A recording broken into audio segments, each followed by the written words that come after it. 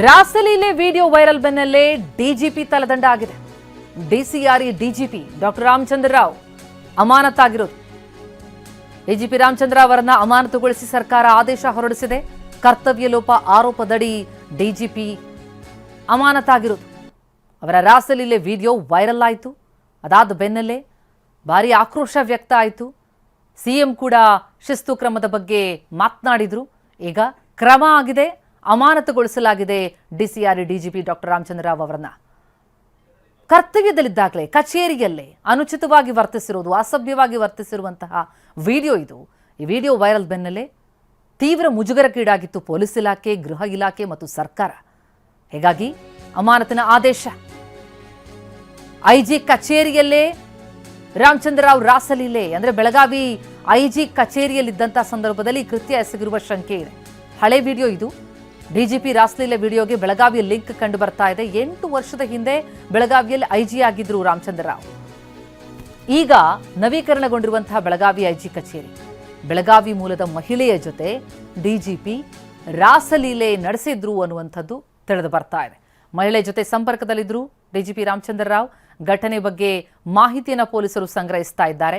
ಇದೆಲ್ಲವೂ ಕೂಡ fabricated video ಅನ್ನುವಂಥದ್ದು ರಾಮಚಂದ್ರ ರಾವ್ ಅವರ ಹೇಳಿಕೆ. ಆದರೆ ಈ ಒಂದು ವಿಡಿಯೋ ವೈರಲ್ ಆಗಿರೋದು ಸರ್ಕಾರಕ್ಕೆ, ಇಲಾಖೆಗೆ ತೀವ್ರ ಮುಜುಗರ ತಂದ ಬೆನ್ನಲ್ಲೇ ಅವರನ್ನ ಅಮಾನತುಗೊಳಿಸಿ ಆದೇಶ ಹೊರಡಿಸಿದ್ದು.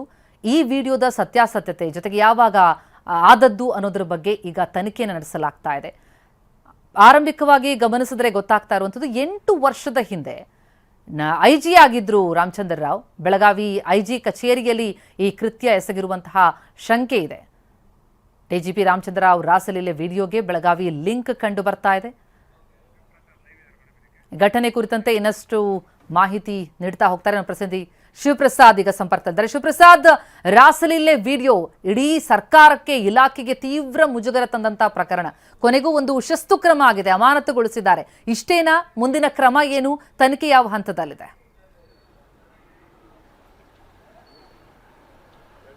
ಪ್ರತಿಮೆ ಈಗಾಗಲೇ ಪ್ರಕರಣಕ್ಕೆ ಸಂಬಂಧಪಟ್ಟಂತೆ ಸರ್ಕಾರ ಪ್ರಕರಣವನ್ನು ಗಂಭೀರವಾಗಿ ಪರಿಗಣಿಸಿರ್ತಕ್ಕಂಥದ್ದು. ಇದಕ್ಕೆ ಸ್ಪಷ್ಟ ಸಾಕ್ಷ್ಯ ಆಗಿರ್ತಕ್ಕಂಥದ್ದು ನಿನ್ನೆಯಷ್ಟೇ 19ನೇ ತಾರೀಕಿನಂದೇ ಒಂದು ಆದೇಶವನ್ನು ಕೂಡ ಮಾಡಿರ್ತಕ್ಕಂಥದ್ದು. ಅಮಾನತು ಆದೇಶದಲ್ಲಿ ಪ್ರಮುಖವಾಗಿ ಉಲ್ಲೇಖಿಸಿದ ಅಂಶಗಳನ್ನು ಗಮನಿಸೋದಾದರೆ, ಫಸ್ಟ್ ಆಫ್ ಆಲ್ ಈಗಾಗಲೇ ಈ ಒಂದು ಅಮಾನತು ಆದೇಶ ಹೊರಡಿದ ತಕ್ಷಣದಿಂದಲೇ ಅಮಾನತಾಗಿರ್ತಕ್ಕಂಥ ಡಿಜಿಪಿ ರಾಮಚಂದ್ರ ಅವರು ಇಲಾಖೆ ವಿಚಾರಣೆಯನ್ನು, ಇಲಾಖೆ ತನಿಖೆಯನ್ನು ಕೂಡ ಎದುರಿಸಬೇಕಿದೆ. ಈ ಹಿನ್ನೆಲೆಯಲ್ಲಿ ಅವರು ಕೇಂದ್ರ ಸ್ಥಾನ ಅಂದರೆ ಹೆಡ್ ಕ್ವಾರ್ಟರ್ನ ಬಿಟ್ಟು ಹೊರಗಡೆ ಹೋಗುವಂತಿಲ್ಲ ಅಂತೇಳಿ ಪ್ರಮುಖವಾಗಿ ಕಂಡೀಷನ್ ಇರ್ತಕ್ಕಂಥದ್ದು. ಎಲ್ಲ ಅಂಶಗಳನ್ನು ಕೂಡ ಸ್ಪಷ್ಟವಾಗಿ ಉಲ್ಲೇಖವನ್ನ ಮಾಡಿರ್ತಕ್ಕಂಥದ್ದು. ಈ ಸೂಚನೆಗಳನ್ನು ರಾಮಚಂದ್ರ ಅವರು ಪಾಲಿಸಬೇಕಾಗಿರುತ್ತೆ. ಅಷ್ಟೇ ಅಲ್ಲದೆ ಅಮಾನತಾಗಿರ್ತಕ್ಕಂಥ ಬೆನ್ನಲ್ಲೇ ಇಲಾಖೆ ವಿಚಾರಣೆಯನ್ನು ಕೂಡ ಎದುರಿಸಬೇಕಾಗಿರ್ತಕ್ಕಂಥದ್ದು. ಪ್ರಕರಣದ ಫ್ರೇಮ್ ಆಫೀಸ್ ಹಿನ್ನೆಲೆಯನ್ನು ಗಮನಿಸೋದಾದರೆ ಕಳೆದ 7-8 ವರ್ಷಗಳ ಹಿಂದೆ ಈ ಒಂದು ವಿಡಿಯೋವನ್ನು ಮಾಡಿರ್ತಕ್ಕಂಥ ಸಾಧ್ಯತೆಗಳು ಕೂಡ ಇರ್ತಕ್ಕಂಥದ್ದು ಅಂತ ಹೇಳಲಾಗ್ತಿರ್ತಕ್ಕಂಥದ್ದು. ಯಾಕಂದ್ರೆ ಆ ವಿಡಿಯೋದಲ್ಲಿ ಇರ್ತಕ್ಕಂಥ ಬ್ಯಾಕ್ಗ್ರೌಂಡ್ ಅನ್ನು ಗಮನಿಸೋದಾದ್ರೆ ಬೆಳಗಾವಿಯಲ್ಲಿ ಅವರ ಒಂದು ಕಚೇರಿಯಲ್ಲಿ ಈ ಒಂದು ವಿಡಿಯೋ ಮಾಡಲಾಗಿದೆ ಅಂತ ಹೇಳಲಾಗ್ತಿರ್ತಕ್ಕಂಥದ್ದು. ಸದ್ಯದ ಮಟ್ಟಿಗೆ ಪ್ರಾಥಮಿಕ ಮಾಹಿತಿಯನ್ನಷ್ಟೇ ಕಲೆ ಹಾಕ್ತಿರ್ತಕ್ಕಂಥದ್ದು. ನಿನ್ನೆ ಸಿಎಂ ಸಿದ್ದರಾಮಯ್ಯನವರು ಕೂಡ ಸ್ಪಷ್ಟವಾಗಿರ್ತಕ್ಕಂಥ ಸೂಚನೆಯನ್ನು ಕೂಡ ನೀಡಿದ್ರು. ಡಾಕ್ಟರ್ ಎಂ ಎ ಸಲೀಂ ಅವರಿಗೆ, ರಾಜ್ಯ ಪೊಲೀಸ್ ಮಹಾನಿರ್ದೇಶಕರಿಗೆ ಸೂಚನೆಯನ್ನು ನೀಡಿ ಶಿಸ್ತು ಕ್ರಮದ ಎಚ್ಚರಿಕೆಯನ್ನು ಕೂಡ ನೀಡಿದ್ರು. ಅದರ ಬೆನ್ನಲ್ಲೇ ಸಂಜೆಯಷ್ಟೇ ಆ ಒಂದು ಆದೇಶ ಪ್ರತಿ ಈಗಾಗಲೇ ಲಭ್ಯ ಆಗಿರ್ತಕ್ಕಂಥದ್ದು. ಆದೇಶ ಪ್ರತಿಯಲ್ಲಿ ಸ್ಪಷ್ಟವಾಗಿ ಉಲ್ಲೇಖವನ್ನು ಮಾಡಿದ್ದಾರೆ. ಅಂದರೆ ಈಗಾಗಲೇ ಕಳೆದ ಕೆಲ ದಿನಗಳಿಂದಲೂ ಕೂಡ ಗಮನಿಸೋದಾದರೆ ಹಿರಿಯ IPS ಅಧಿಕಾರಿಗಳು ಈ ಒಂದು ಕೆಲ ಪ್ರಕರಣಗಳಲ್ಲೂ ಕೂಡ ಸಸ್ಪೆಂಡ್ ಆಗ್ತಿರ್ತಕ್ಕಂಥದ್ದು. ಪ್ರಮುಖವಾಗಿ ರಾಮಚಂದ್ರ ಅವರ ಪ್ರಕರಣವನ್ನು ಗಮನಿಸೋದೇ ಆದರೆ ಈ ಹಿಂದೆ ರಣ್ಯಾರಾವ್ ಪ್ರಕರಣದಲ್ಲೂ ಕೂಡ ಅವರು ಕಡ್ಡಾಯಿ ರಜೆಯ ಮೇಲೆ ತೆರಳಿದ್ರು. ತದನಂತರದಲ್ಲಿ ಅವರ ಮೇಲೆ ಹಲವು ಆರೋಪಗಳು ಕೂಡ ಕೇಳಿಬಂದಿತ್ತು. ಇನ್ನೇನು 4 ತಿಂಗಳಲ್ಲಿ ಅವರು ನಿವೃತ್ತಿಯನ್ನು ಪಡೆದಿದ್ದಾರೆ. ಈ ಒಂದು ಹೊತ್ತಿನಲ್ಲೇ ಈ ಒಂದು ಸಸ್ಪೆಂಡ್ ಆಗಿರ್ತಕ್ಕಂಥದ್ದು, ಅವರು ನಿವೃತ್ತಿಯ ಈ ಒಂದು ಕಾಲಾವಕಾಶ ಏನಿದೆ 4 ತಿಂಗಳೇನಿದೆ, ಇದು ಇದೇ ಒಂದು ವಿಚಾರಣೆಯಲ್ಲಿ ಮುಗಿದೋಗುತ್ತಾ ಅನ್ನೋದು ಹೇಳಿ ಸಾಧ್ಯತೆಗಳು ಕೂಡ ಇರ್ತಕ್ಕಂಥದ್ದು. ಪ್ರತಿಮಾ, ಥ್ಯಾಂಕ್ ಯು ಶಿವಪ್ರಸಾದ್ ತಮ್ಮೆಲ್ಲ ಮಾಹಿತಿಗೆ.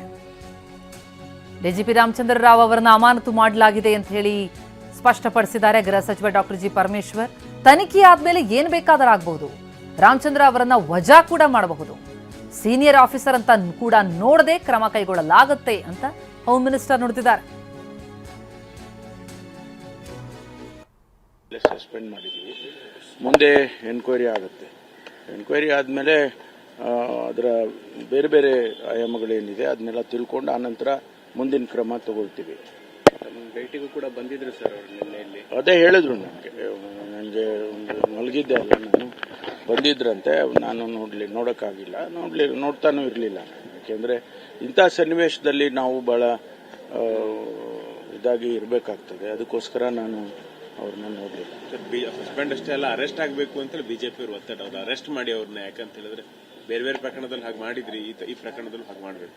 ಅದ ಮುಂದಿಂದು ಕ್ರಮ ಬೇರೆ. ಮುಂದೆ ತನಿಖೆ ಆದ್ಮೇಲೆ ಏನ್ ಬೇಕಾದ್ರೂ ಆಗ್ಬೋದಲ್ಲ, ಅವರು ಡಿಸ್ಮಿಸ್ಸು ಆಗ್ಬೋದು. ಅದರಿಂದ ಈಗ ನಾವು ಇಮಿಡಿಯೇಟ್ ಆಕ್ಷನ್ ತಗೊಳ್ಬೇಕು ಅಂತ ಹೇಳಿ ತಗೊಂಡಿದ್ದೇವೆ. ಅದನ್ನ ಯಾವುದೇ ಮುಲಾಜು ಇಲ್ಲದೆ ನಾವು ಹಿರಿಯರು, ಸೀನಿಯರ್ ಆಫೀಸರ್ ಅದೆಲ್ಲ ಏನು ನೋಡದೇನೆ ನಾವು ಇಮಿಡಿಯೇಟ್ ಆಗಿ ಆಕ್ಷನ್ ತಗೊಂಡಿದ್ದೇವೆ. ಅದಾದ್ಮೇಲೆ ತನಿಖೆಯಲ್ಲಿ ಏನು ಬರುತ್ತೆ ಅದನ್ನ ನೋಡಿಕೊಂಡು ಮುಂದಿನ ಕ್ರಮ ತಗೊಳ್ತೀವಿ. ಸಂತ್ರಸ್ತ ಯಾರಂತ ಗೊತ್ತಾಯ್ತು? ಕಂಪ್ಲೇಂಟ್ ಏನು ಇದ್ರ ವಿಷಯದಲ್ಲಿ ಏನು ಬೇರೆ ಏನು ಗೊತ್ತಿಲ್ಲ. ಮೇಲ್ನೋಟಕ್ಕೆ ಈಗ ಗೊತ್ತಾಗಿರೋದು ಅಷ್ಟು ಬಿಟ್ರೆ ಬೇರೆ ಯಾವುದೇ ವಿಚಾರಗಳು ಅದಕ್ಕೆ ಸಂಬಂಧಪಟ್ಟಾಗಿ ಗೊತ್ತಿಲ್ಲ. ಸರ್, ಇಂಥ ಘಟನೆಗಳು ಪೊಲೀಸ್ ಇಲಾಖೆಗೆ ಎಷ್ಟು ಮುಜುಗರ ತರುತ್ತೆ? ಖಂಡಿತವಾಗಿ ಪೊಲೀಸ್ ಇಲಾಖೆ ಒಂದೇ ಅಲ್ಲ, ಯಾವ ಇಲಾಖೆನಲ್ಲಾದ್ರೂ ಕೂಡ ಅದು ಯಾರು ಅದನ್ನ ಒಪ್ಕೊಳ್ಳಲ್ಲ. ಅದರಿಂದ ಅದಕ್ಕಾಗಿ ನಾವು ಇಮಿಡಿಯೇಟ್ ಆಗಿ ಆಕ್ಷನ್ ತಗೊಂಡಿದ್ದೀವಿ. ಮುಖ್ಯಮಂತ್ರಿಗಳು ಕೂಡ ಬಹಳ ಅಪ್ಸೆಟ್ ಆಗಿದ್ದಾರೆ ಸರ್ ಈ ಘಟನೆ ಬಗ್ಗೆ ಅಂತ. ಸರ್, ಮುಖ್ಯಮಂತ್ರಿಗಳು ಆಗಿದ್ದಾರೆ, ನಾನು ಆಗಿದ್ದೀನಿ. ಯಾಕೆಂದ್ರೆ ಇದು ನಮ್ಮ ಇಲಾಖೆ ಆದದ್ರಿಂದ ನಮಗೂ ಕೂಡ ಇದು ಸರಿ ಕಾಣಿಸೋದಿಲ್ಲ. ಇಲ್ಲೇ ಸಸ್ಪೆಂಡ್ ಮಾಡಿದ್ದೀವಿ. ಮುಂದೆ ಎನ್ಕ್ವೈರಿ ಆಗುತ್ತೆ. ಎನ್ಕ್ವೈರಿ ಆದಮೇಲೆ ಅದರ ಬೇರೆ ಬೇರೆ ಆಯಾಮಗಳೇನಿದೆ ಅದನ್ನೆಲ್ಲ ತಿಳ್ಕೊಂಡು ಆನಂತರ ಮುಂದಿನ ಕ್ರಮ ತಗೊಳ್ತೀವಿ. ಭೇಟಿಗೂ ಕೂಡ ಬಂದಿದ್ರು ಸರ್ ಅವರು ನಿನ್ನೆಯಲ್ಲಿ. ಅದೇ ಹೇಳಿದ್ರು ನನಗೆ. ಇದು ರಾಜ್ಯದ ಪೊಲೀಸ್ ಇಲಾಖೆ ತಲೆ ತಗ್ಗಿಸುವಂತಹ ಘಟನೆ ಅಂತ ಹೇಳಿ ದೆಹಲಿಯಲ್ಲಿ ಟಿವಿ9 ಜೊತೆ ಮಾತನಾಡ್ತಾ ಬಿಜೆಪಿ ಎಂಎಲ್ಸಿ ಸಿಟಿ ರವಿ ಹೇಳಿಕೆ ಕೊಟ್ಟಿದ್ದಾರೆ. DGP Ramachandra Rao A video ಅಂತ ಹೇಳ್ತಾ ಇದ್ದಾರೆ. ವಿಡಿಯೋ ಸತ್ಯಾಸತ್ಯತೆ ತಿಳಿಯುವುದಕ್ಕೆ ಸಮಗ್ರ ತನಿಖೆಯಾಗಲಿ, ಹಾಲಿ ಮಹಿಳಾ ನ್ಯಾಯಾಧೀಶರ ನೇತೃತ್ವದಲ್ಲಿ ತನಿಖೆಯಾಗಲಿ. ಪೊಲೀಸ್ ಅಧಿಕಾರಿಗಳೇ ಹೀಗೆ ಮಾಡಿಬಿಟ್ರೆ ಇನ್ನು ನ್ಯಾಯ ಸಿಗುತ್ತಾ ಅಂತ ಪ್ರಶ್ನೆ ಮಾಡಿದ್ದಾರೆ ಬಿಜೆಪಿ ಎಂಎಲ್ಸಿ ಸಿಟಿ ರವಿ. ಓರ್ವ ಡಿಜಿಪಿಯ ಒಂದು ರಾಸಲೀಲೆ ಪ್ರಕರಣ ಕೂಡ ರಿಲೀಸ್ ಆಗಿರುವಂಥದ್ದು, ಮತ್ತೆ ರಾಜ್ಯದಲ್ಲಿ ಅತಿ ಹೆಚ್ಚಾಗಿ ಅತ್ಯಾಚಾರ, ದರೋಡೆ ಪ್ರಕರಣಗಳು, ಆರೋಪಗಳು ಕೂಡ ಕೇಳಿ ಬರ್ತಾ ಇರುವಂಥದ್ದು ಸರ್. ಇದು ರಾಜ್ಯದ ಪೊಲೀಸ್ ಇಲಾಖೆಯೇ ತಲೆ ತಗ್ಗಿಸುವಂಥ ಒಂದು ಘಟನೆ. ಇದರ ಸತ್ಯಾಸತ್ಯತೆಯ ಬಗ್ಗೆ ಸಮಗ್ರ ತನಿಖೆ ಆಗಲಿ, ಇದು ಸತ್ಯಾಸತ್ಯತೆ ಏನು ಅಂತ ನಾನು ರಾಮಚಂದ್ರ ರಾವ್ ಅವ್ರ ಹೇಳಿಕೆಯನ್ನು ಗಮನಿಸಿದೆ. ಅವರು AI ಅಂತ ಹೇಳಿದ್ದಾರೆ. ಇದರ ಸತ್ಯಾಸತ್ಯತೆಯ ಬಗ್ಗೆ ಸರ್ಕಾರ ಪ್ರಾಮಾಣಿಕ ತನಿಖೆ ನಡೆಸಬೇಕು. ಯಾರಾದರೂ ಹಾಲಿ ಮಹಿಳಾ ನ್ಯಾಯಾಧೀಶರ ನೇತೃತ್ವದಲ್ಲಿ ಸತ್ಯಾಸತ್ಯತೆಯ ಪರಿಶೀಲನೆ ಆಗಲಿ. AI ರಿಲೇಟೆಡೋ ಅಥವಾ ವಾಸ್ತವಿಕತೆನೋ ಅಂತ. ವಾಸ್ತವಿಕತೆ ಆಗಿದ್ದರೆ ಇಡೀ ಪೊಲೀಸ್ ಇಲಾಖೆಯ ಘನತೆಯನ್ನೇ ಮಸಿ ಬಳಿಯುವ ಯಾರ ಹತ್ರ ಹೋಗ್ಬೇಕು? ನ್ಯಾಯ ಕೇಳಿಕೊಂಡು ಯಾರ ಹತ್ರ ಹೋಗ್ಬೇಕು ಹೇಳಿ? ಪೊಲೀಸ್ ಇಲಾಖೆಯೇ, ಪೊಲೀಸು ಅಧಿಕಾರಿಗಳೇ ವಿಶ್ವಾಸಘಾತಕರಾದರೆ, ಅವರೇ ಅನೈತಿಕ ಮಾರ್ಗದಲ್ಲಿ ತೊಡಗಿದರೆ ನ್ಯಾಯ ಎಲ್ಲಿ ಸಿಗುತ್ತೆ? ಕಾನೂನು ವ್ಯವಸ್ಥೆ ಕುಸಿದಿದೆ. ಮೊನ್ನೆ ಕೂಡ CM ಸಭೆಯಲ್ಲಿ ಕೂಡ ಪ್ರಸ್ತಾಪ ಆಗಿರುವಂಥದ್ದು. ಕಾನೂನು ವೈಫಲ್ಯನ ಅಥವಾ ಗೃಹ ಸಚಿವರ ವೈಫಲ್ಯ? ನಮಗೆ ಈ ಸರ್ಕಾರದ ನೀತಿಯ ಕಾರಣಕ್ಕೆ ಯಾರಿಗೂ ಭಯ ಇಲ್ಲ.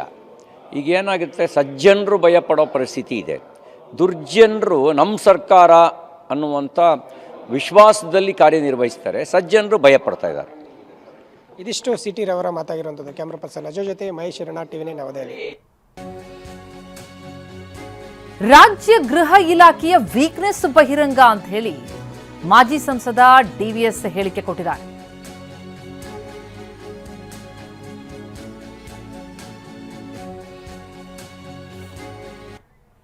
ಸರ್, ಇದು ರಾಜ್ಯದ ನಮ್ಮ ಗೃಹ ಇಲಾಖೆಯ ವೀಕ್ನೆಸ್ಸನ್ನು ಎಕ್ಸಿಬಿಟ್ ಮಾಡ್ತದೆ. ಆಯಿತು, ಒಂದು ವೇಳೆ ಭಾರಿ ಹಿಂದಿಂದು ಮತ್ತೊಂದು ಮುಂದಿಂದು ಅಂತ ಹೇಳುವಂಥದ್ದು ಇದ್ದರೂ ಕೂಡ ಒಂದು ಗೃಹ ಇಲಾಖೆಗೆ ಅವರ ಇಂಟೆಲಿಜೆನ್ಸ್ ವಿಭಾಗದಲ್ಲಿ ಇಷ್ಟು ದೊಡ್ಡ ಅಧಿಕಾರಿಯ ಕಚೇರಿಯಲ್ಲೇ ಅದು ಕೂಡ ನಡೆದದ್ದು ಕೂಡ ಅವರಿಗೆ ಗೊತ್ತಾಗಲಿಲ್ಲ ಅಂತ ಹೇಳಿದರೆ ಇನ್ನು ಸಾಮಾನ್ಯ ಜನರ ಪಾಡೇನು? ಇದನ್ನು ಅವರು ಅರ್ಥ ಮಾಡಿಕೊಳ್ಬೇಕು. ಅವರು ಯಾವುದೇ ರೀತಿಯ ನೈತಿಕತೆ ಇವತ್ತು ಆ ಗೃಹ ಇಲಾಖೆಗಿಲ್ಲ. ಗೃಹ ಮಂತ್ರಿಗಳು ಆ ಜಾಗದಲ್ಲಿ ಕೂತ್ಕೊಂಡು ಅವರಿಗೆ ಖಂಡಿತವಾಗಿಯೂ ಯಶಸ್ವಿಯಾದಂಥ ಆ ಕಾನೂನು ಸುವ್ಯವಸ್ಥೆಯನ್ನು ಜನರಿಗೆ ಕೊಡಲಿಕ್ಕೆ ಅವರಿಗೆ ಸಾಧ್ಯ ಆಗ್ತಾಯಿಲ್ಲ. ಅವರು ನಿಜವಾಗಿ ಒಬ್ಬ ರಾಜಕಾರಣಿ ತಪ್ಪುಗಳ ಗೊತ್ತಾದ ಮೇಲೆ, ಅವನ ಅರಿವಾದ ಮೇಲೆ ಆ ಸ್ಥಾನದಲ್ಲಿ ಅವರು ಮುಂದುವರಿಬಾರ್ದು. ಸರಿ, ಇದು ರಾಜ್ಯದ ನಮ್ಮ ಗೃಹ ಇಲಾಖೆಯ ವೀಕ್ನೆಸ್ಸನ್ನು ಎಕ್ಸಿಬಿಟ್ ಮಾಡ್ತದೆ. ಆಯಿತು, ಒಂದು ವೇಳೆ ಭಾರಿ ಹಿಂದಿಂದು ಮತ್ತೊಂದು ಮುಂದಿಂದು ಅಂತ ಹೇಳುವಂಥದ್ದು ಇದ್ದರೂ ಕೂಡ ಒಂದು ಗೃಹ ಇಲಾಖೆಗೆ ಅವರ ಇಂಟೆಲಿಜೆನ್ಸ್ ವಿಭಾಗದಲ್ಲಿ ಇಷ್ಟು ದೊಡ್ಡ ಅಧಿಕಾರಿಯ ಕಚೇರಿಯಲ್ಲೇ ಅದು ಕೂಡ ನಡೆದದ್ದು ಕೂಡ ಅವರಿಗೆ ಗೊತ್ತಾಗಲಿಲ್ಲ ಅಂತ ಹೇಳಿದರೆ ಇನ್ನು ಸಾಮಾನ್ಯ ಜನರ ಪಾಡೇನು? ಇದನ್ನು ಅವರು ಅರ್ಥ ಮಾಡಿಕೊಳ್ಬೇಕು. ಅವರು ಯಾವುದೇ ರೀತಿಯ ನೈತಿಕತೆ ಇವತ್ತು ಆ ಗೃಹ ಇಲಾಖೆಗಿಲ್ಲ. ಗೃಹ ಮಂತ್ರಿಗಳು ಆ ಜಾಗದಲ್ಲಿ ಕೂತ್ಕೊಂಡು ಅವರಿಗೆ ಖಂಡಿತವಾಗಿಯೂ ಯಶಸ್ವಿಯಾದಂಥ ಆ ಕಾನೂನು ಸುವ್ಯವಸ್ಥೆಯನ್ನು ಜನರಿಗೆ ಕೊಡಲಿಕ್ಕೆ ಅವರಿಗೆ ಸಾಧ್ಯ ಆಗ್ತಾಯಿಲ್ಲ. ಅವರು ನಿಜವಾಗಿ ಒಬ್ಬ ರಾಜಕಾರಣಿ ತಪ್ಪುಗಳ ಗೊತ್ತಾದ ಮೇಲೆ, ಅವನ ಅರಿವಾದ ಮೇಲೆ ಆ ಸ್ಥಾನದಲ್ಲಿ ಅವರು ಮುಂದುವರಿಬಾರ್ದು. ಸರ್, ಇದು ರಾಜ್ಯದ ನಮ್ಮ ಗೃಹ ಇಲಾಖೆಯ ವೀಕ್ನೆಸ್ಸನ್ನು ಎಕ್ಸಿಬಿಟ್ ಮಾಡ್ತದೆ. ಆಯ್ತು.